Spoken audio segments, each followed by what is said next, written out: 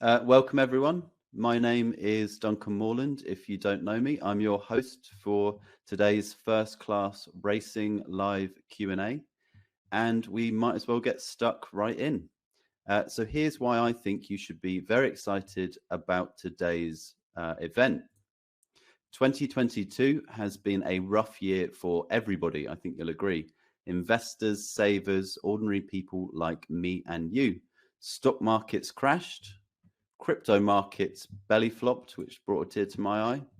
Energy prices are through the roof and doing their best to get to the moon. Mortgage rates are following suit.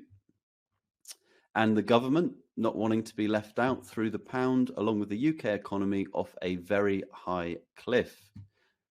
Probably just for fun. Yet, amidst all of this money-swallowing financial chaos, one man has been steadily, confidently printing lots of money for his members. Not literally printing money like the Bank of England and Federal Reserve, at least as far as I know.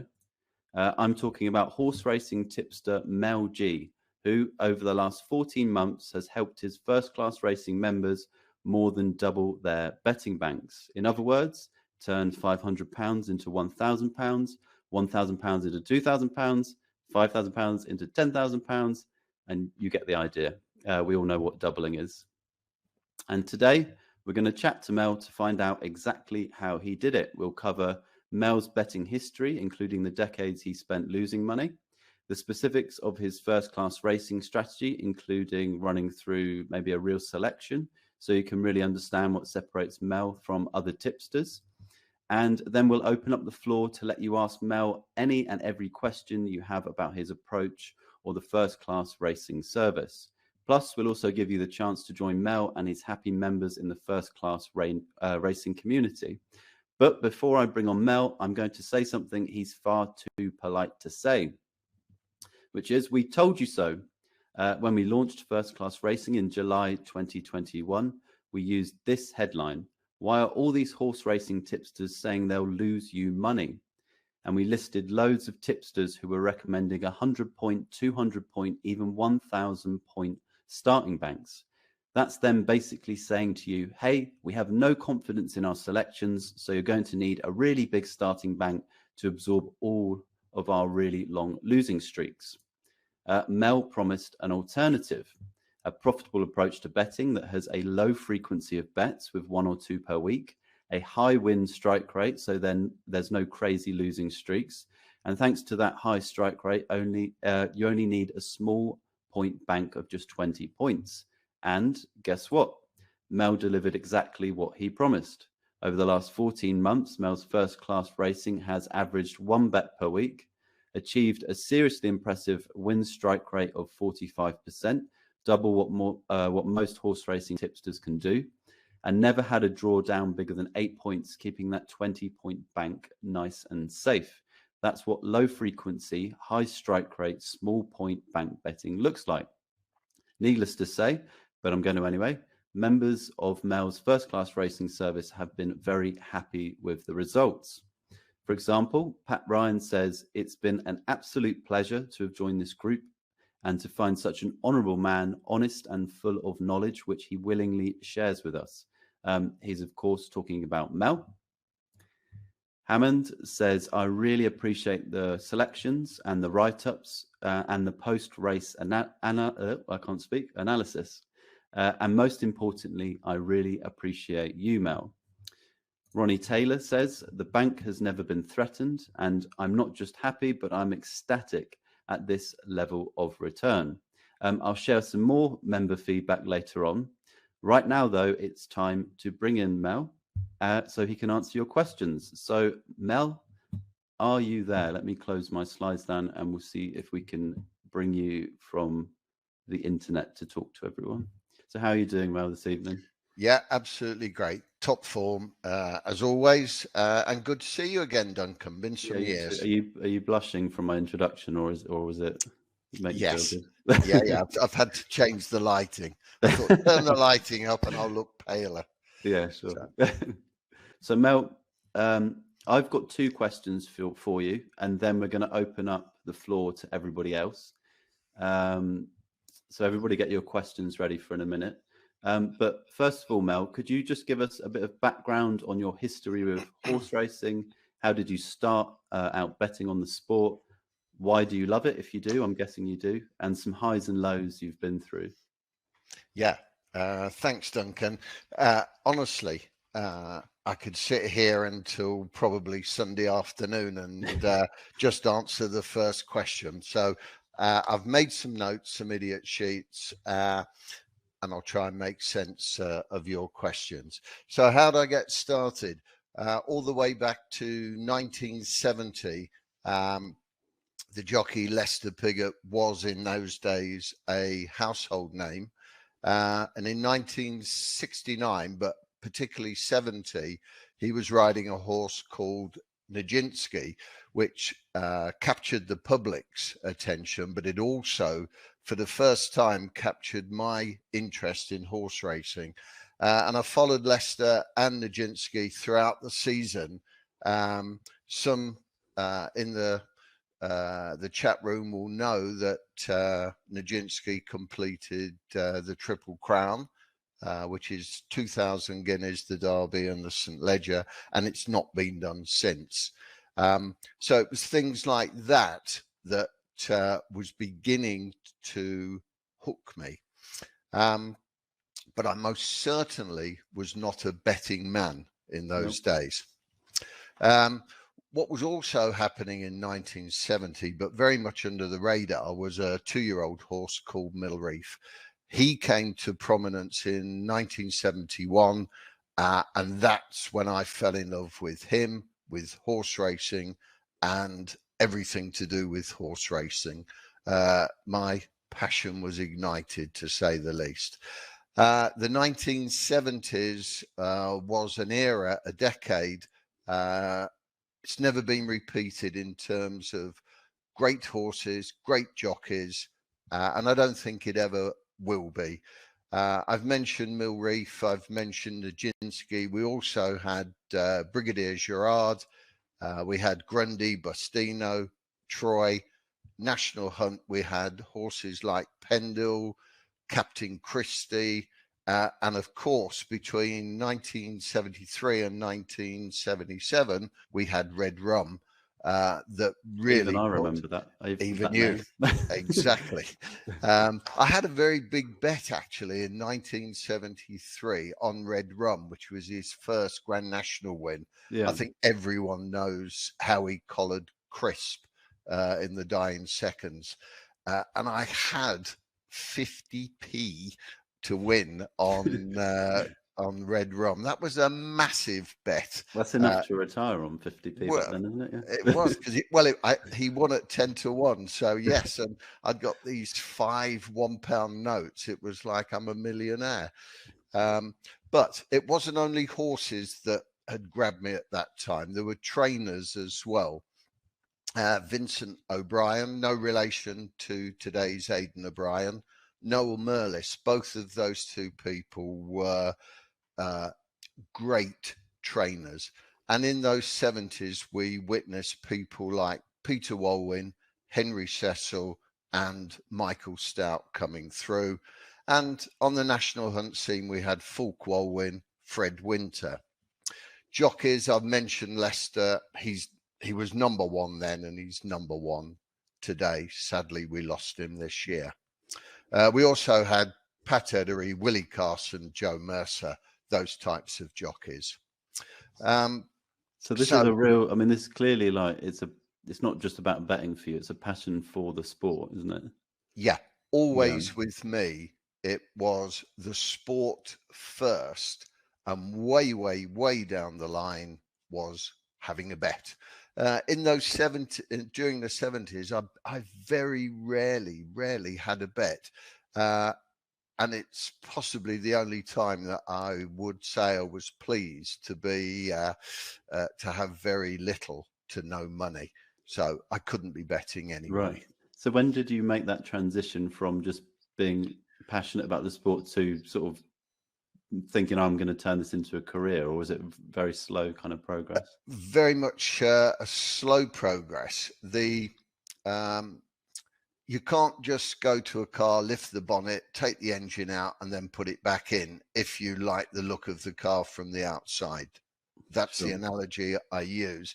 And with horse racing, there is so much to learn, but it's a great learning if you want to do it. And I come back to that decade of the 70s. It was the greatest time to learn a new sport. So I just drenched myself in it day in, day out, 7 days. And I'm certain that's why I've lasted this long. So how long Because, have you been, how long has your betting career been? I think I remember when we wrote our first promotion together for one of your services, I think there was 40 years in the headline. Maybe well, that's my passion for the sport has right. been Okay. since 1970. So you've got, what's that, 52 years. Betting nearer to 40 years. In that decade, I was just learning. I wanted to learn about race courses. I wanted, where are they? Are they north, south, Midlands? I wanted to learn about jockeys, trainers, combinations of a jockey and a trainer. I wanted to learn about owners. Just something come into my head. Way back when, again, 70s, Lady Beaverbrook, she used to have brown colours with green cross belt, and every one of her horses had 7 letters. Right. And the first horse I remember, 6 furlong sprinter, horse called Bold Boy. So if there's anyone in the room as ancient as I, they'll remember Bold Boy. So that's how I got into it. You ask, how did I start betting? Well, not for a very, very long time, but I thought it could be a byproduct of my passion. So I started finding out how to do it. And I see so many people were selling systems, so many people selling tips. And back in the day, again, people, anyone under 30, 25 might not know what I don't teletext qualify was. for that anymore. Do you remember teletext? Do you remember Yeah, yeah, CFAX? Yeah. yeah. And so there was companies born in Newmarket that were selling tips, and they advertised that way, CFAX, teletext. So I needed to get the other side of the TV and meet these people that were producing these tips. I thought it's a way perhaps for me. But I very, very quickly, meeting a lot of them, realized that they knew very, very little about the sport. They'd got onto something that they could make a quick buck. They were charging 40, 50, 60, 70 pence a minute for a telephone call. And that's where they made their money, not through their skill of picking horses. So, but I needed to find these things out. And that kind of brings us to the second question, just because I guess the second question is, what is your strategy? How does it separate you from other tipsters out there? Like, if you have some examples that you could talk to people to show the difference between you and other punters, and I'm sure we'll probably come back to more of your background stuff when people are asking questions. But yeah. So your strategy. Well, I started to read things. It was the Sporting Life in those days, and then became the Racing Post. So you start to read form, and I did realise a long time after that the form book does hold all the answers. It's quite simply, it's an interpretation of the form book. Once you learn that skill, we can all read the form book, but it's the interpretation thereof. And with me, the strategy that I use now, I came upon it simply because the racing calendar kept changing, and you either evolve with it or you can't work with it. Very briefly, maiden races were taken out of the calendar. There's very few of them now, and they were replaced with novice races. I'm talking 2-year-old, 3-year-olds on the flat. They introduced a lot of long distance races and a lot of fillies and mares races, and I couldn't handle them with the form book. Most people that start out having a bet look for 16 runner handicaps, first 4 places, although you can get 5, 6, 7, 8 places with some bookmakers. There's a reason, and it's good for the bookmaker. It's not good for you as the bettor. Generally speaking, long term, I don't know anyone who wins backing on handicaps. So you focus on the best of the best horses, yeah? Most certainly. This is when my racing evolved to, I only bet now on Class 1 races, both flat and national hunt, group races 1, 2, 3 and listed on the flat, and grade 1, 2, 3 and listed on national hunt. But as one door shuts, they say, another door opens. And by going this route on Class 1 races, not only did I have the UK, but it opened the doors to Ireland and to France as well. So there are more opportunities for me, but you still have to wait for them to arrive. Can I ask a question? Yeah. How do you? Why is there an edge on the best of the best horses? Do you know what I mean? Because I would think, Yep. They're so good. So I guess, how do you make it work? Because you've Right. obviously made it work. You've kind of doubled your members' money over the last 14 months. So it's right. And you've been doing this, making a profit for your members and yourself for a long time now. For a long time, yeah. Right. I don't want to sound or to oversimplify it. But each race, no, you and I, Duncan, if you and I have a race, I can see you're a really fit young man as against this elderly gent here. It's a flattering camera, that's it. Right. If we had a 100-meter race, I would think you would win. I wouldn't be too far, I hope, behind you, but you'd probably run it in 15 seconds and I'd probably run it in 20, something like that. Now, if we put a bag of cement under each of your arms and tied a bag of cement round your collar, I'm going to beat you every day. And it's going to sound too obvious, but the Class 1 races, sometimes it just pings off out of the form book that there is a race there where you, Duncan, are so hampered that I can't lose.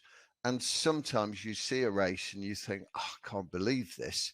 But there it is. There's the opportunity. Now, before we get carried away, this on average last year, we had 54 races. So over 52 weeks, there was one opportunity a week. An average of one a week. But they don't all win. But we're close to 45 and 50% strike rate, average price around 7 to 4. It's what I term a license to print money. To me, a better week sounds like a benefit because it's, you can manage it. You're not having to sort of, you can manage to put on a better week. You don't have to be there every day kind of doing it. Right. If people do, so I get Mel, carry on talking about your strategy in a second, but if people do have questions for Mel, just start putting them in the chat. Questions about the service, Mel's strategy, his background, you've got a professional horse racing tipster here in front of you. So anything you want to ask, mistakes Mel's made, and lessons learned, that kind of thing. Yep. Sorry, Mel, I didn't mean to interrupt you. No, not at all. Well, you asked me in your second question, how do I do it, and could I give an example? So I'm going to précis how I do it, and I'll give you a recent example of what happened. Basically, I'm looking for the best horse in the race according to my interpretation of the form book. Now, a recent example was on the 24th of September, just gone a few weeks ago. Newmarket, 6 furlongs, 8 runners, a Group 1, the Middle Park Stakes. It's a huge 2-year-old race for the end of season. Now, when I looked at the entries, then the declarations, and then on the day, there were 2 horses being hyped up, which I was so pleased, because neither was the one that I was going to give to my clients. And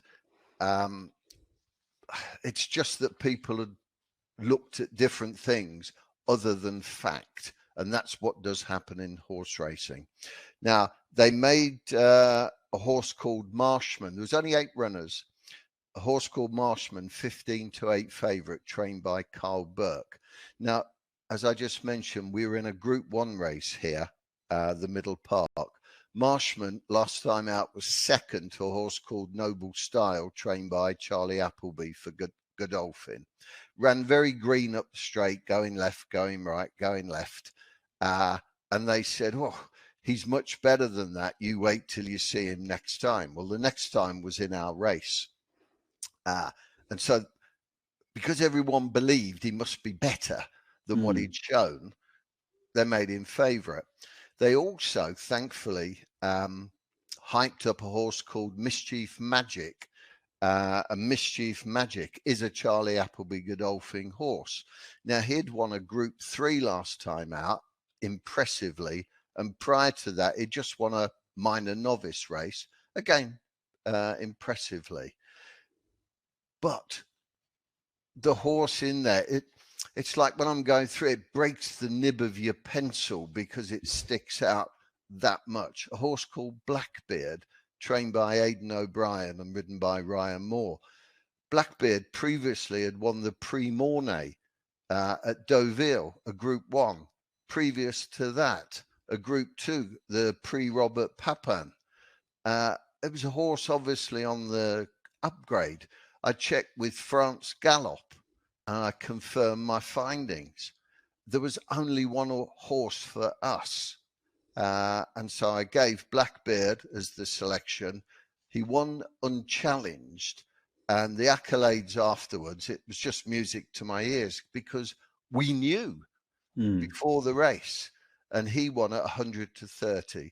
So, which is 3.33 to 1, or if there's people in here not familiar with the old terms, that's 4.33.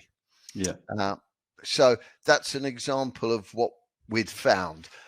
They do not happen every day or every week, but you don't need them to if you, no, you don't. So it's a case of like, you know, looking through all the hype of other horses and trying to stick to the fact and the form, like you say. Yeah. And betting that way. Yeah, absolutely. But you have to learn that. Yeah, which I was going to say is you're I couldn't do that. Well, not very few can, Duncan. Very few can. And when I listened to the pundits on that Saturday hyping up those 2 horses, I just thought, well, you obviously, all of you, know far more than me. Even though I knew what I knew, it still didn't mean we were going to win. We were certain to win, of course not. But what I knew from what had been shown thus far, we were on the best horse in that race. And he duly won very, very easily. Right, we've got a few questions from attendees, Mel, and everyone. If you anything you want to ask Mel, just put in the chat. So, this is from Andrew. Why sell your tips instead of just using them yourself? And I guess a follow-on question is: do you use your tips yourself? Yes, there is not one selection that I give to clients that I haven't already bet prior to giving to my clients.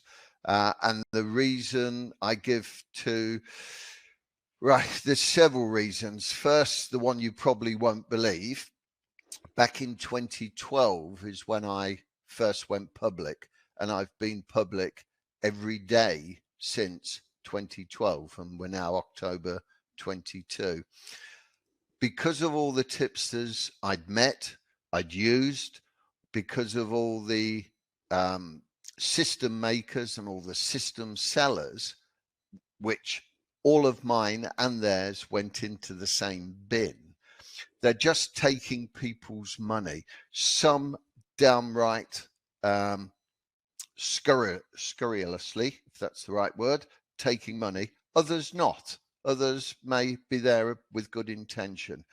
But I wanted to just stop these people. No, not stop the people. I just wanted to show that you can make a profit from horse racing honestly. And that's what I started out in 2012 to do and to prove, and I'm still doing it. Hope that answers. So it was a kind of moral thing as well. You wanted to sort of yeah fight back at the people that were just trying to make money off other people. Yes, basically. And you get that feeling in your group, you know, the group chat, the First Class Racing, you know, it's a very positive group chat. It's very transparent, the chat record and everything. So another question we've got. So Melissa, I'm going to cover the cost of the service after the Q&A, so I can walk you through that.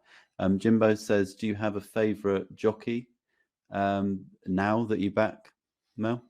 No. No. I don't. My strategy is not based upon any one jockey. If I just mentioned Ryan Moore rode Blackbeard, so it's nice to have one of the world's best jockeys on your horse that day, but it has no bearing on my selection method. Okay, so you're more looking at the horse and the trainer form as well, or and the form. The first thing I do is I highlight the Class 1 races that are coming up in the week. And then I'm always working a week ahead. As the entries go in, I go through the entries of every Class 1 race. And then as the declarations are made 48 hours prior to the race, then I'm checking the declarations. But yeah, that's something I do every single day. So that's a little bit of insight into your process there as well. Yeah. So starting bank size, we're going to talk about afterwards, but we can tell people it's about £1,000. That's right, isn't it, Mel? Yes, I would say so. And maybe you can talk a little bit about your 20-point bank, because like I said at the beginning, a lot of services have 100-point banks. Yeah. So the stakes are bigger, and I think this might address Colin's point in the chat as well, who's asking about sort of £32 a point stake. So could you just walk people through starting bank size and the kind of stakes and why you recommend that, if that's all right? Yeah. I put my betting on a business footing many years ago, and it's the best decision that I made.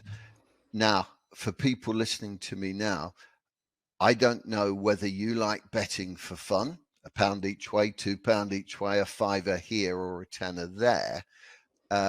If you do, I would stick my neck out and say long term, 12 months or more, I would doubt that you make a worthwhile profit. Now, I was the same as you, so I don't mean to be rude. That was me, and it's most punters. I just decided that all these £1 and £2 and 5s and 10s that I were losing on all these bets, 4, 5, 6 a day, every day, you're not going to win. And I'll argue that point with anyone. You are not going to win betting every day worthwhile at those stakes.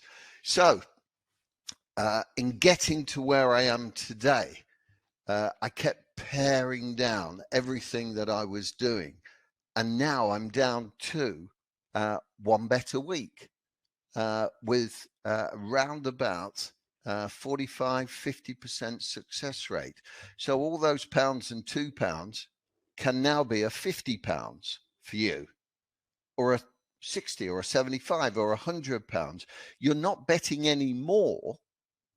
when you add up all these ones and twos and fives you do, you're not betting anymore. You're just betting better. And that was the decision that I came to. And there's also another thing that changed my mind. And I offer this to all of you. If you don't join us, that's fine, obviously. I'm happy for you.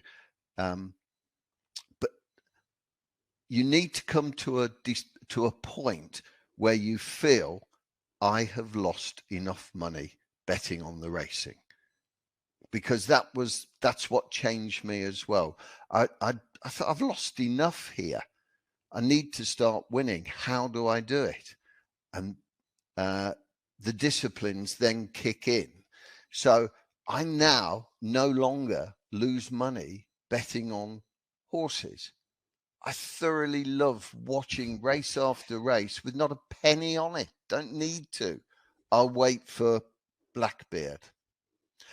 I will say one thing, if I can, just on our strategy from earlier.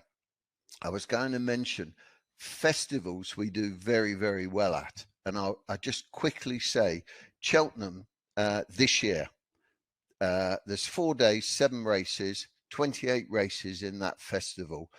Myself and my clients, we backed 7 horses only at Cheltenham. We had 5 winners, which should have been 6, except Galopin des Champs, 20 lengths clear, fell at the last fence. What makes sort of festivals so predictable to you then? And I'm going to I've got a list of questions built in the chat, so I'm going to throw some rapid fire ones in a second.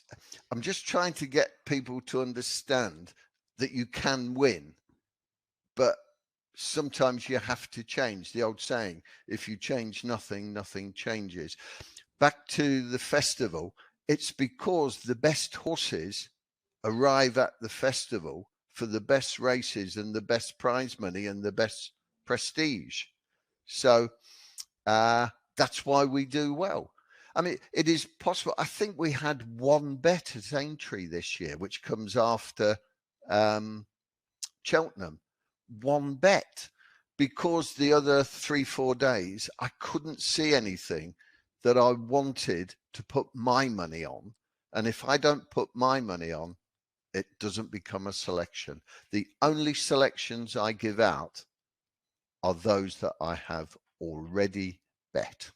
So there's a huge amount of discipline and restraint. And I think that's what I see in the group chat as well, as members kind of saying, well, thanking you basically for like instilling that sort of discipline and in the approach that they're taking with you. So let me throw a couple of quick fire ones. So Michael West asked about return on investment, and Bet Chat Josh has answered that, said it's approximately 23%. If anyone wants a full copy of the track record, you can email clients@thebetchat.com and we'll send you a spreadsheet with a full track record in. Graham, Mel did just answer about starting bank, but I'll go into more depth after the Q&A. Val asks, do you depend on inside information or do you only trust your own judgment, Mel? That is such a great question, and I've got a great answer. When back in the 70s, when we're learning everything, the phrase came up, if someone came to me with inside information, then run the other way. Okay? Because they're giving you inside information for a different reason from me. They need money for something, right, and that's why they're selling it.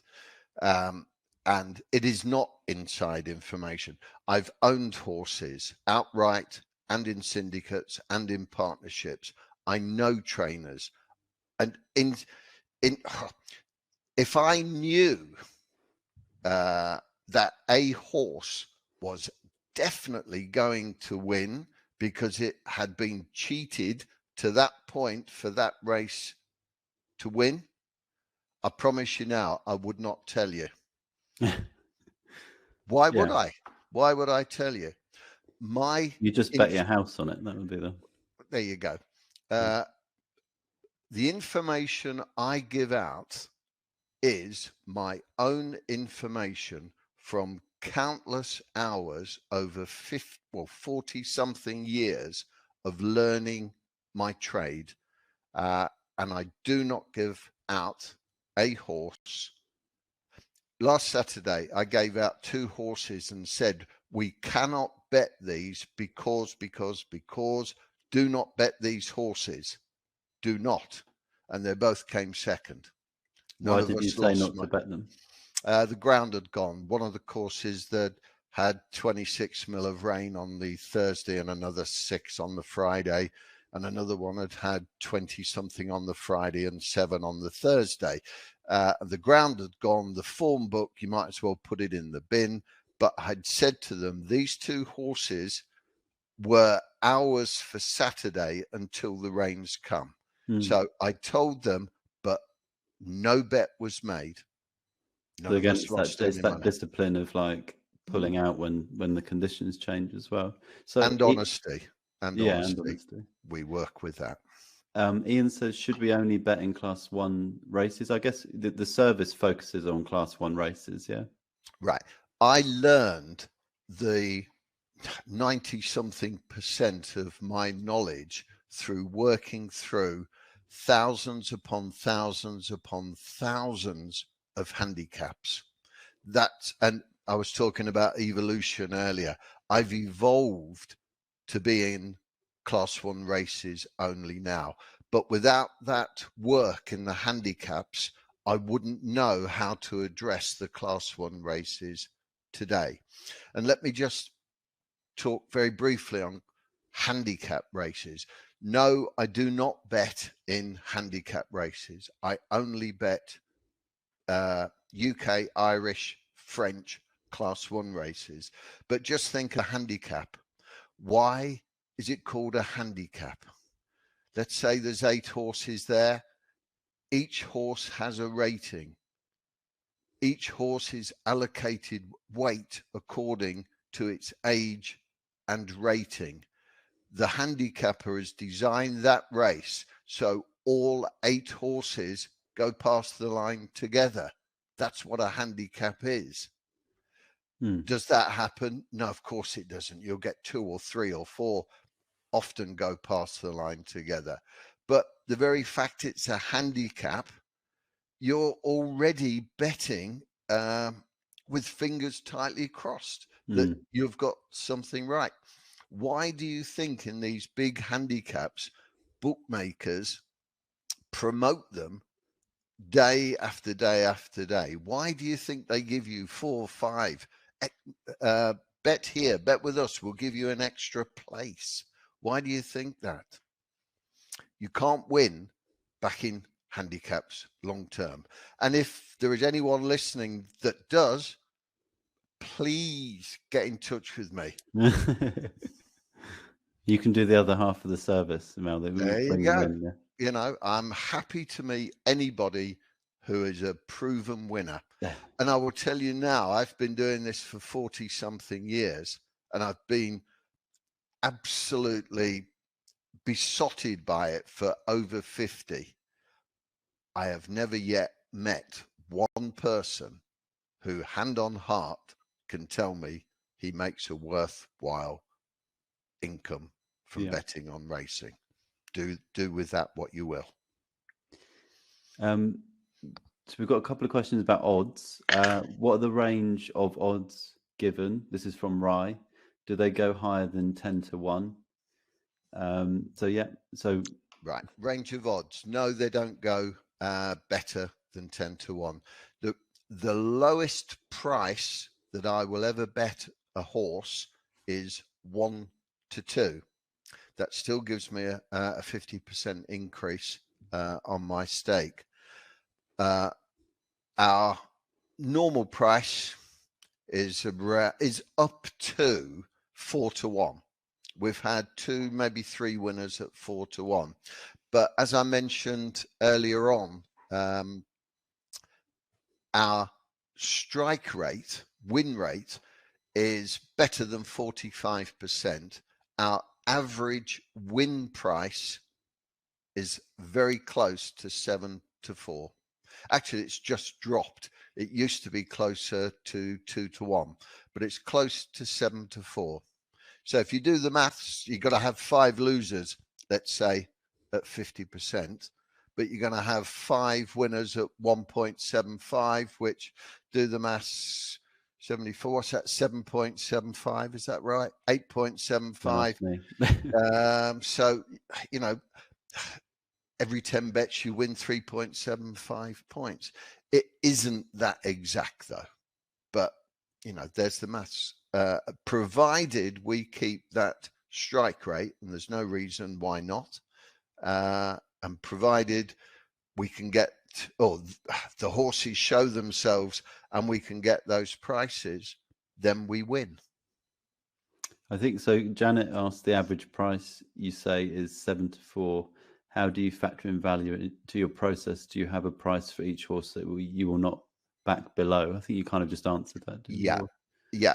So value is a huge part of it, I guess. Yeah. This word value, really, again, I just think it's Muppets that use this word value. If you're, you know, I keep reading and seeing, if bookmakers have all got a horse at 5-1, but it's available at 8-1 somewhere else, they say, oh, that's value. Take it. We'll back it at 8-1. It's value. Nobody, they back it at 8-1, but where's the bit that says, does the horse have any chance of winning though? You know, is that value? Is it, be careful, we have ladies present. No, it isn't. If you back a winner and walk away with more money than you started with, you just got value. So again, it's all about the form for you. I ended up, Duncan, having been so involved with this, it was like having a jigsaw of 1,000 pieces, and I just somehow had to get them together. And I've done that, and I'm proud that I've done that. And we've just finished a year, which was the 54 races. We were better than 13-8, just under 7-4, at just over 45%. That was in 12 months. We've now started again.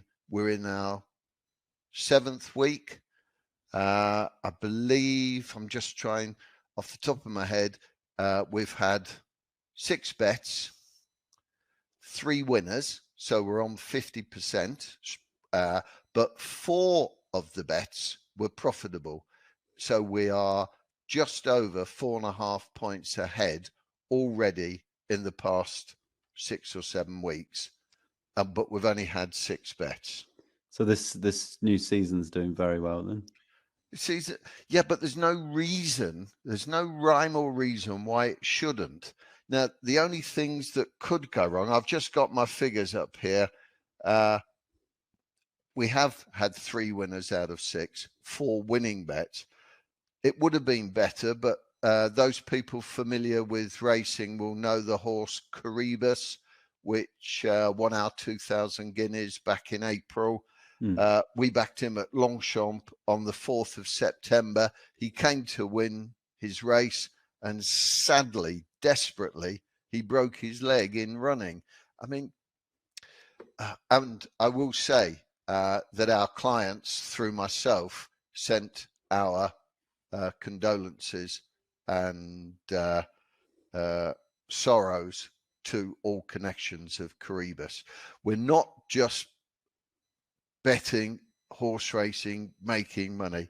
I'm not interested in that alone. It's the whole industry that keeps me.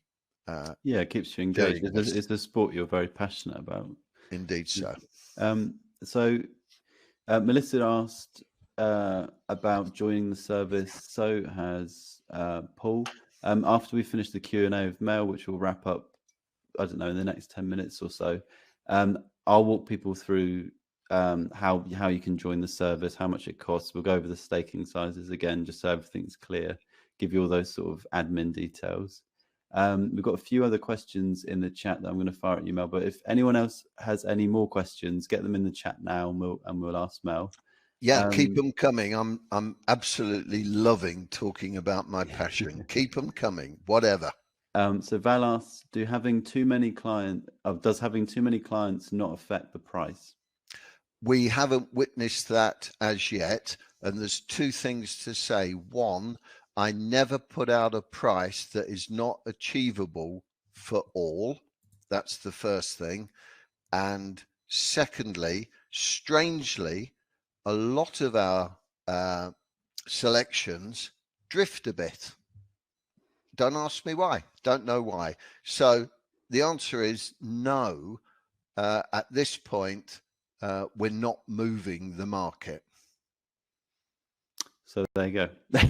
It's Yeah. okay at the moment. And do you think you could go quite bigger on it, like get a lot more people on it, or? Oh yes, yeah. I most certainly do. Yes. Okay. Paul asks, would you say using the points system is the best way to bet?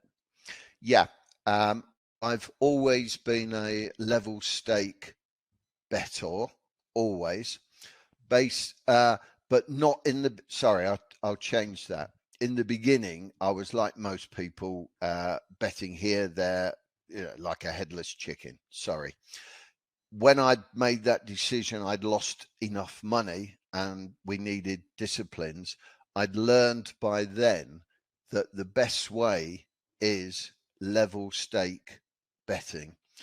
And I will just come back to these awful tipsters and system sellers when they come up with some highfalutin what's it, Fibonacci system, 1 1 2 3 5 8. Gee whiz. If you cannot make what if you cannot make your selections profitable, level stakes, no amount of highfalutin numbers, Fibonacci, Kelly's, whatever you want to call them, is going to make you a profit. Get to level stakes profit, and you've done it. You've done the job.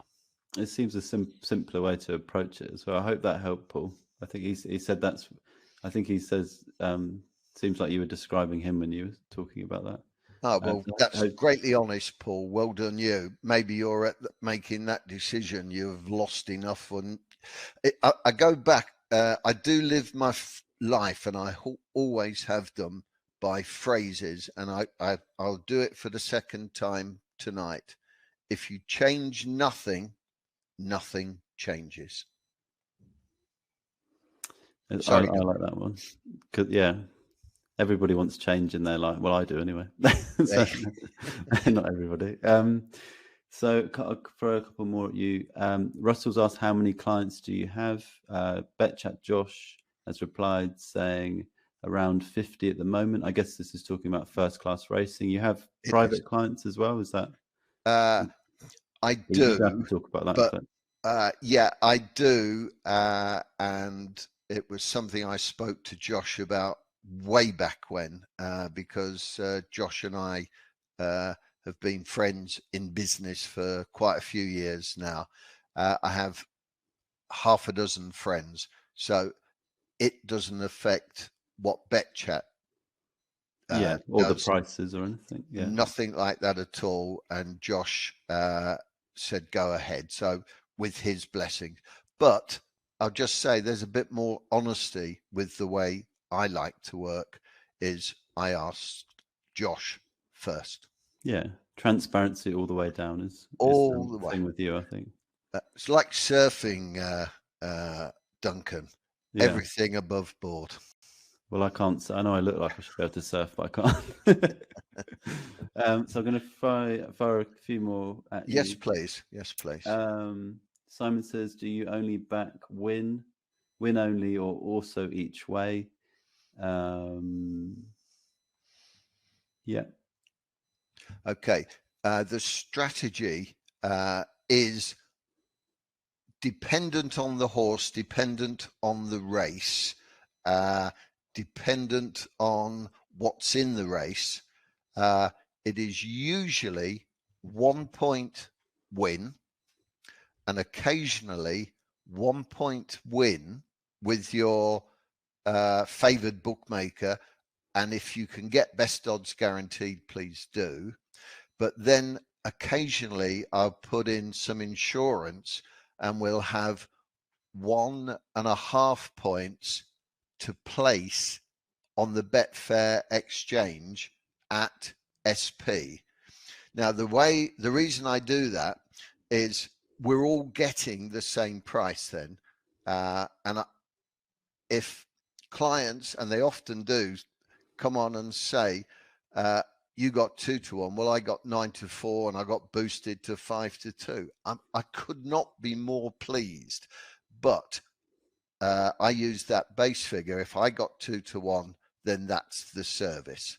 And it makes the track record very transparent and a track record people can easily replicate as well. It's not kind of taken them from the highest kind of odds possible or that were unrealistic. Yeah, most comments are that they're beating the service in profit, and I couldn't be more pleased. So I've got 2 questions, one from Warwick and one, I think it was Philip, asked the same question, which is how do you avoid account closures with bookmakers? If you know, as a professional bettor, how do you sort of get around some of that? I don't, is the honest answer. All but one of my accounts in my name have been closed. All the accounts in a friend's name have been closed, or I gave up because, sorry, I need to get that right.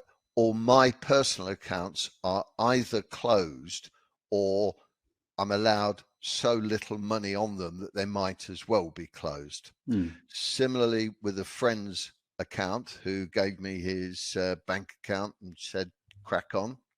And another friend who said similarly, crack on, here it is. Those accounts are either closed or as good as closed. So what I did, and here's a tip for anyone, if this will help you. I moved home. I bought this home a year last May, and with a change of address and several years of not betting with 1 or 2 companies, I thought, oh, I wonder, and with a different iPhone, a different laptop, different PC, so different, or the ISP numbers, I thought, oh, I wonder if I could get one of my old accounts opened. And I have. So I've got 2 or 3 or 4 accounts.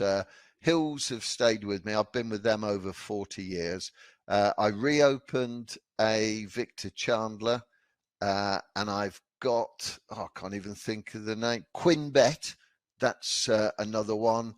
And there's another one which I can't think. But I've got about 3 accounts where I spread the money.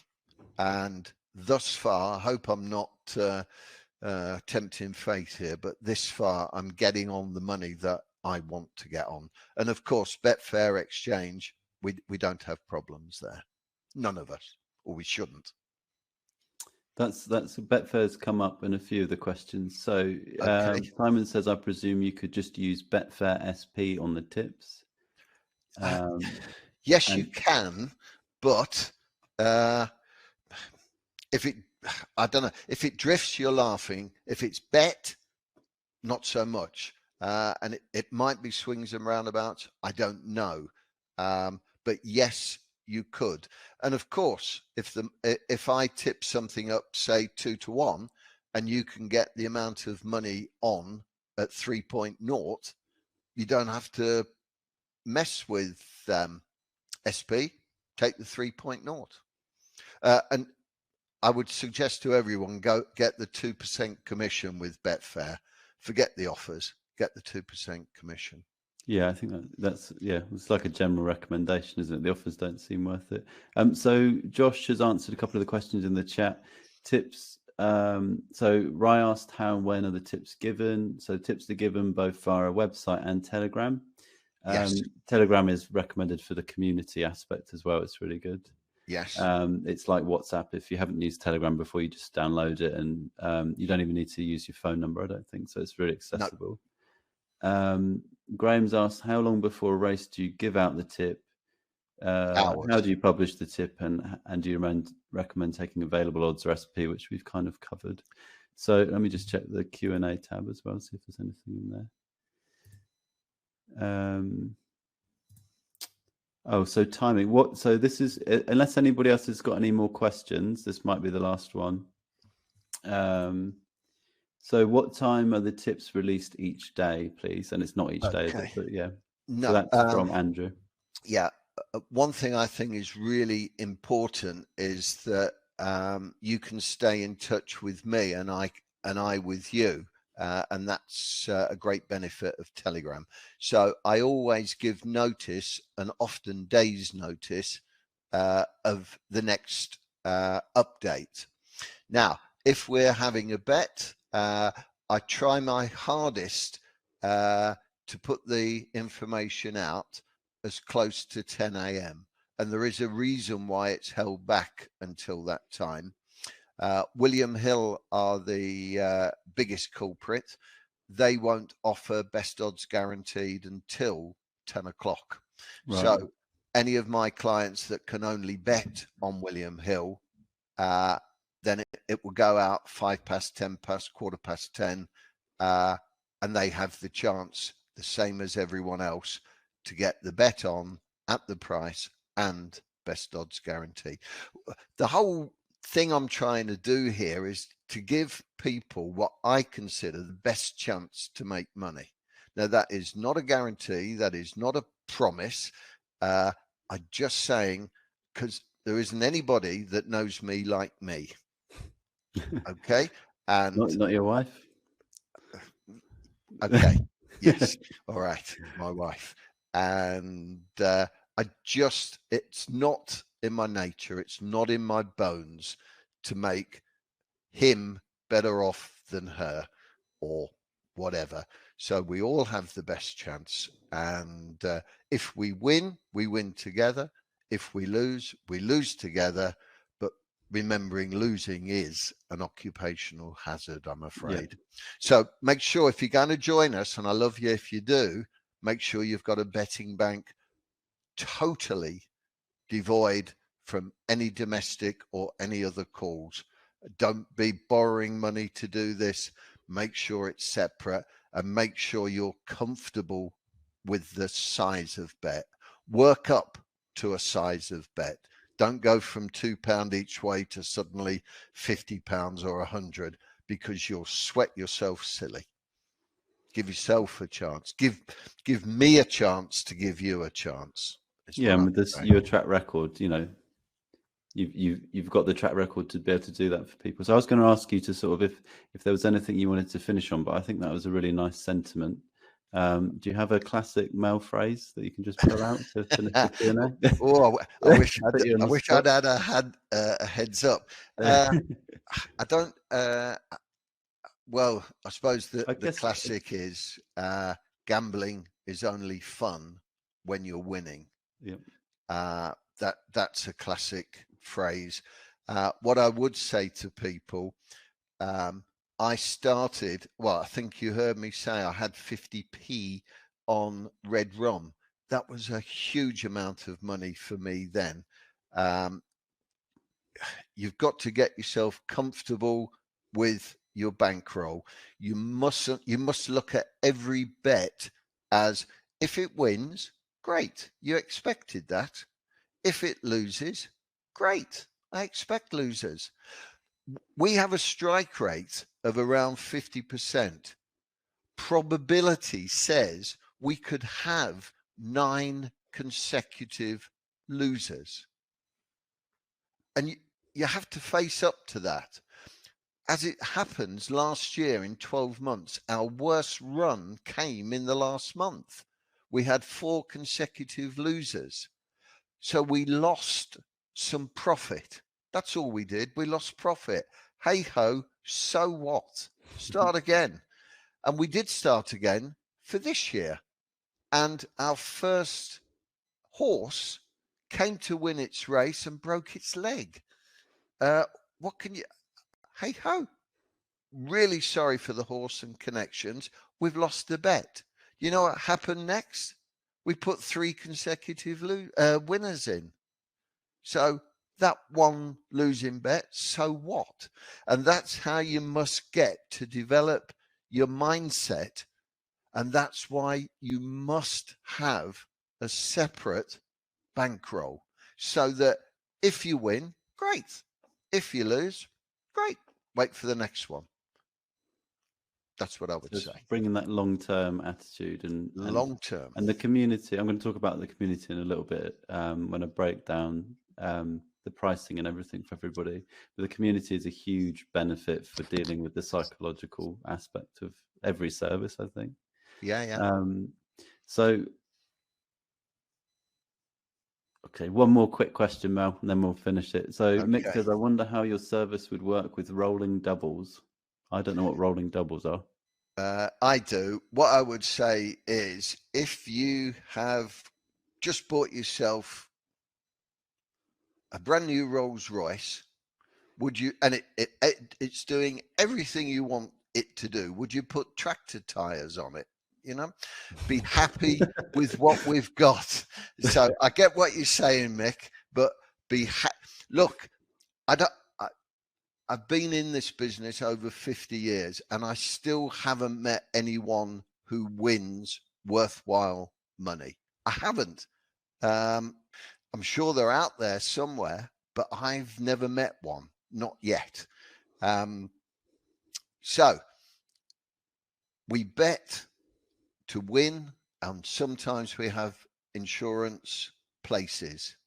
That works, and if it ain't broke, no need to fix it. No need for the tire tractors on the Ferrari. Nah, Then. Okay. nah. Well, thank you very much for taking the time out this evening, Mel, and answering everyone's questions. I hope it's been fun for you as well. I've loved every second, and if we could do another hour, if there was another hours of questions, I would sit here merrily. Well, we might get you back for another Q&A in the future. People bring other Absolutely. questions. Yeah, absolutely. I'm ready when anyone else is ready. Absolutely loved it. All you people in the chat room, thanks so much for joining in. And if you do join with us, fabulous. If you don't, the very, very best of good luck. Okay. Well, Mel, if you're going to disappear now, I know there's a pub waiting for you, I think. I presume a pint. That's it. And I've been on squash look all night. And then I'll walk people through some details of the service and give anyone who wants to join the chance to. So thank you again, Mel. Thanks a lot, Duncan. Good to see you again, quite literally. Yeah, you too. And good luck, everyone. Bye for now. Thank you. Thank you to everyone who took part in the Q&A. You asked some really great questions, and I hope Mel's answers gave you a good idea of what his first class racing service is all about. If you're still watching, that can only mean one thing. You're interested in becoming a member of First Class Racing. We covered most of the details of how the service works in the Q&A.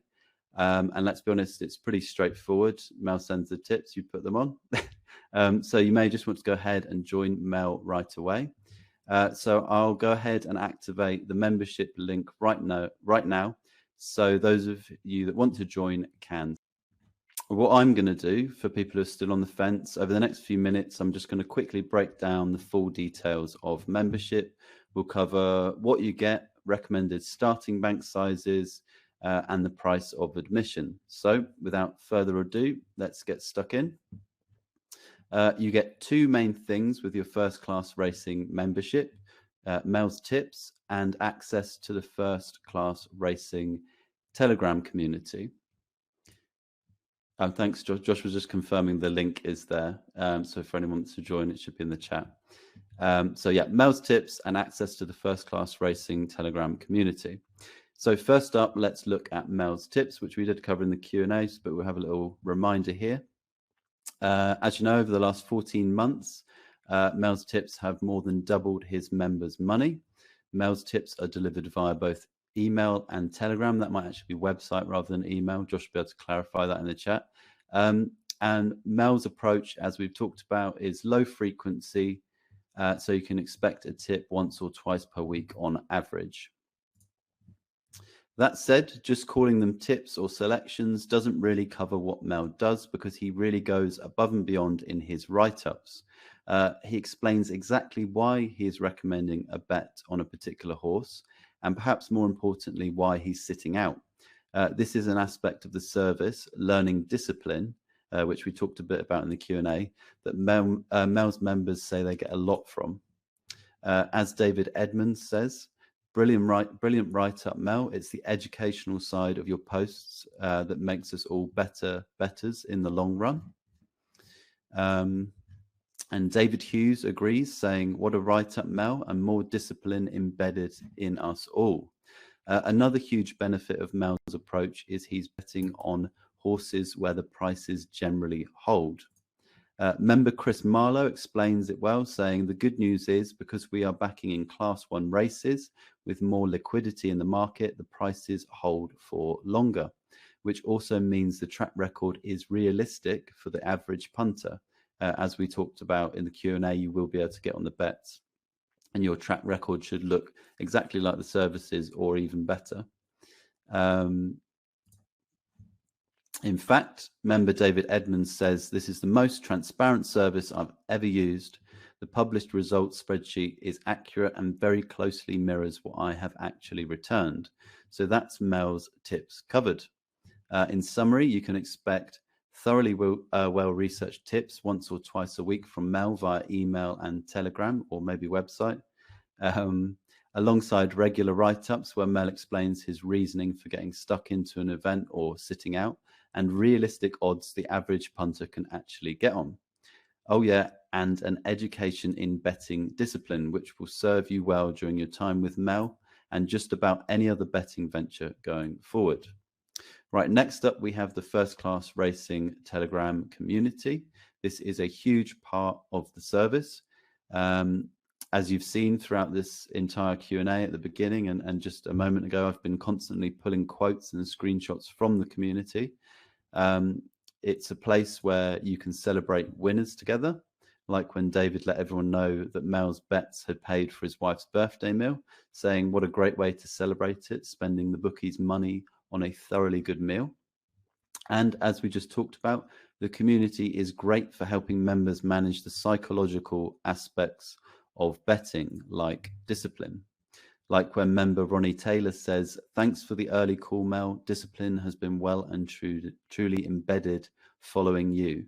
The community also gives you a level of access to Mel to ask questions or just engage in a bit of banter.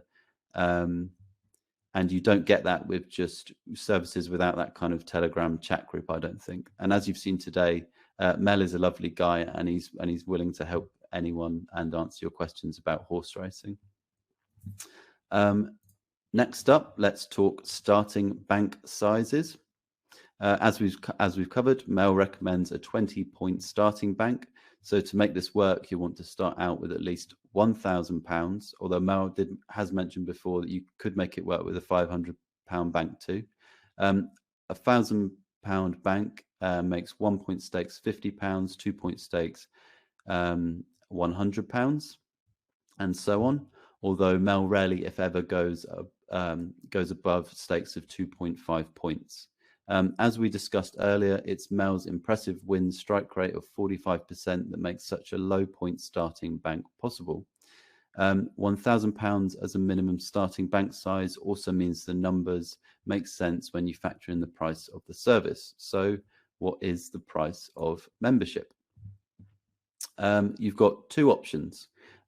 Quarterly membership at £129.97 and annual membership at £399.97, which compared to quarterly essentially gives you a discount of £119.91, or for people who like percentages, a discount of 23%. But whichever membership option you pick, I think Mel's track record more than proves you're making a sound investment, especially when you consider his recent performance. As member David Hughes says, almost paid for my subscription, and we're not even finished with September. Even better, you're not actually committing to anything when you sign up for First Class Racing today. That's because your membership comes with BetChat's ironclad, indestructible money-back guarantee, which is 30 days for quarterly membership and 60 days for annual membership. That way you can take Mel, his tips in the community for a kind of test drive. Simply come on in and see if you like it. And if you don't, no hard feelings and nothing lost, just like Mel said. Just let the BetChat support team know you'd like a refund, and they'll refund every penny. The support team is also there to answer any questions you might have about your membership. And that's it. I hope I've done a good enough job relating why Mel's service is special. As I say, the membership link for you to join Mel's first-class racing service should be under the webinar window or in the chat box. So if you're ready to join Mel and the gang on his low-frequency betting adventure, you can go ahead and start your membership now. I'll stick around for 5 minutes or so to answer any questions any of you have about what I've just covered about the service. And once again, thank you very much for everyone coming along today and joining in with the Q&A. So as I say, there's a bit of a lag in the chat, but if you have any questions about the service, about anything I've just said, then drop a question in the chat and I'll try and answer it for you. Right, so Paul said getting £1,000 in a lot of bookies' accounts is sometimes hard because of responsible gambling. I don't have any personal experience of that. Josh in the chat might be able to give you a better answer. I've been able to put that amount in a bookie's account without a problem, but I don't know if you're talking about sort of new restrictions. But people generally on some of the BetChat services bet with quite large amounts, so it is doable. Oh, okay. Josh has said in response to Paul's question, you wouldn't need to put it all in at once due to the low frequency of bets. So you can always stagger the amount you're depositing in a bookie account. Yeah, I guess you would maybe just earmark that money in your normal bank account, so you've kind of reserved it for the service, for betting with the service. Paul says he's signing up. Good to have you on board, Paul. I'm sure Mel will be really pleased. Is there a time limit on when you can join us? Right. No, there's not. There's no sort of time limit. We're going to send a few emails breaking down the what you get with the service and benefits of the Telegram community and that kind of thing over the next sort of few days. So you have those details and you can make a decision. But yeah, there's no sort of deadline currently. So that offer is just on the discount is for the annual membership, Warwick. So Warwick has asked how long is the offer on for. So basically that's the standard price, £129.97 for quarterly membership. But if you opt for annual membership, you basically get a discount of £119.91. So it's just rewarding you for basically taking that long-term approach to the service, which is a really good fit for Mel's betting because it's that low-frequency, long-term outlook. So a couple of questions. Is it essential to have a bookmaker's account? Okay, so Josh has answered Betfair is okay, it's fine to use. So that's good news for people that are struggling with bookmaker restrictions. And the email, for anybody that's got questions about the service, you want us to email you the track record, the email address you need is clients@thebetchat.com. Okay, yeah, so Mick says, be good to see a track record and see how well Mel has done over the last 10 years. Has he been profitable every year? So there is actually more longer term track records for Mel knocking about. If you email clients@thebetchat.com asking for that information, I'm sure we'll be able to put something together for you, because Mel has been running services for a long time now, so there's a longer term track record that we could probably share or find bits and pieces of. But yeah, okay, so I'm going to get off now. Thank you everyone again for taking part in this evening. I hope it's been useful. We didn't have any major technical hiccups or anything like that. So I'm going to get off and I hope all of you have a great evening. Okay, well, say goodbye.